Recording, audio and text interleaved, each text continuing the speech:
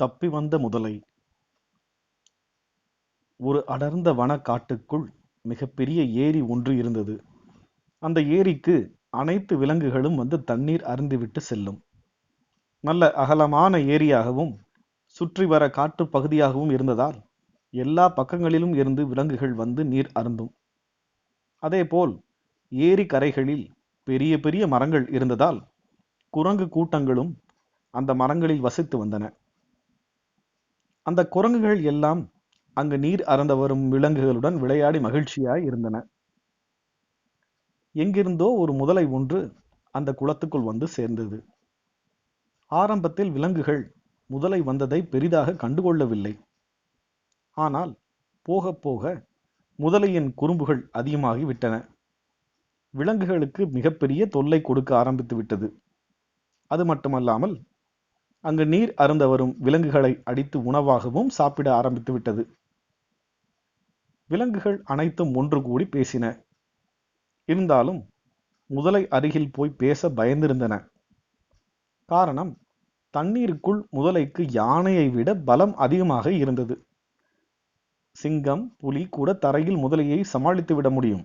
ஆனால் தண்ணீருக்குள் ஒன்றும் செய்ய முடியாது என்று தெரிவித்தன. இப்பொழுதெல்லாம் விலங்குகள் பயந்துதான் ஏரிக்கு வந்து தண்ணீர் அருந்துகின்றன. ஒரு காலத்தில் எந்த பயமும் இல்லாமல் நடு ஏரி வரை நீந்தி சென்று தண்ணீரில் விளையாடி மகிழ்ந்த விலங்குகள் இப்பொழுது தண்ணீர் குடிக்க கரையோரத்திற்கு வரவே அஞ்சின. இப்படியாக எல்லாம் பயந்து கொண்டிருந்த வேளையில் குரங்கு குட்டி ஒன்று மரத்திலிருந்து கீழிறங்கி அந்த ஏரியின் ஓரம் விளையாடி கொண்டிருந்தது. சத்தமில்லாமல் தண்ணீரில் நீந்தி வந்த முதலை கப்பென்று குரங்கு குட்டியை கவ்விக்கொண்டு தண்ணீருக்குள் சென்று விட்டது. பாவம், குரங்கு குட்டியின் தாய் கரையோரம் வந்து கதறியது. எல்லா மிருகங்களும் வேடிக்கைதான் பார்க்க முடிந்ததே தவிர அதனை காப்பாற்ற முடியவில்லை. குட்டியை இழந்த குரங்கு அழுது கொண்டே சென்றது. அப்பொழுது காட்டை விட்டு மக்கள் வசிக்கும் கிராமத்தின் பக்கம் சென்று வாழ்ந்து கொண்டிருந்த நரி ஒன்று தன்னுடைய காட்டை பார்க்க வந்து கொண்டிருந்தது. குரங்கு அழுது கொண்டிருப்பதை பார்த்து என்ன விஷயம் என்று விசாரித்தது. குரங்கு தன்னுடைய குட்டியை முதலை கவ்விக்கொண்டு போனதை அழுது கொண்டே சொன்னது. நரிக்கு அப்பொழுதுதான் ஞாபகம் வந்தது. இந்த காட்டை தாண்டி அங்குள்ள கிராமத்தில் சர்க்கஸ் விழா ஒன்று நடந்து கொண்டிருந்தது.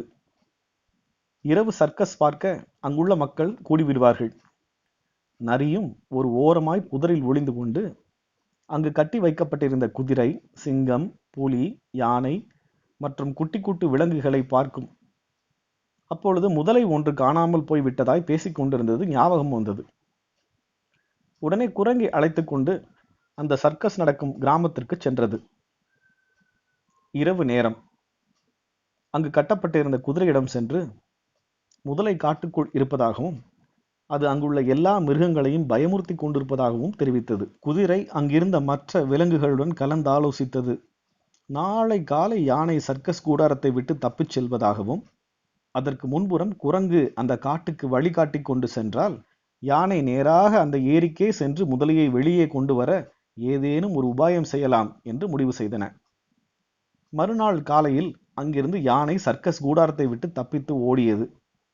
அங்கிருந்த ஊழியர்கள் அதனை பிடிக்க ஜீப்பில் விரட்டி வந்தனர். யானை குரங்கு வழிகாட்ட அந்த அடர்ந்த காட்டுக்குள் நுழைந்து அந்த ஏரியை நோக்கி சென்றது.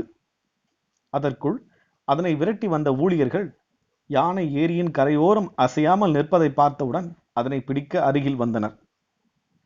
அதற்குள் குரங்கின் ஏற்பாட்டின்படி மரத்தின் மேலிருந்த குரங்குகள் மரக்கிளைகளை அசைக்க மரத்தில் இருந்த காய்கள், பழங்கள் இவைகள் சடசடவென்ற தண்ணீருக்குள் விழுந்தன.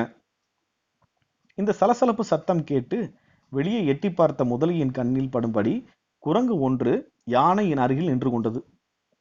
சத்தம் இல்லாமல் அந்த குரங்கை கவ்வி பிடிப்பதற்காக நீந்தி வந்த அந்த முதலை சட்டென குரங்கை பிடிக்க பாய்ந்தது. இப்பொழுது முதலையின் முக்கால் உடம்பு வெளியே தெரிய தயாராயிருந்த யானை தனது தும்பிக்கையால் அதனை சுற்றி வளைத்து தூக்கி வெளியே வீசியது. யானையை பிடிக்க மெதுவாய் வந்த ஊழியர்கள் தொம் என்று அருகில் வந்து விழுந்த முதலையை பார்த்ததும் இது சர்க்கஸிலிருந்து தப்பித்த முதலைதான் என்பதை கண்டு கொண்டு முதலில் முதலையை பிடித்துவிட்டு பின்னர் யானையை பிடிக்கலாம் என்று முடிவு செய்தார்கள். முதலையை பெருமுயற்சி செய்து வாயை கட்டி வண்டிக்குள் தூக்கி போட்டு கொண்டு சென்றார்கள். யானை அவர்களை பின்தொடர்ந்து வர ஆரம்பித்தது. ஊழியர்களுக்கு ஒரே ஆச்சரியம். ஆகா, இந்த முதலையை நமக்கு காட்டத்தான் இங்கு வந்திருக்கிறது இந்த யானை என்று முடிவு செய்து யானையை பாராட்டினார்கள். மீண்டும் அனைத்து விலங்குகளும் அந்த ஏரியில் குதித்து விளையாடி தண்ணீரை குடித்தும் மகிழ்கின்றன.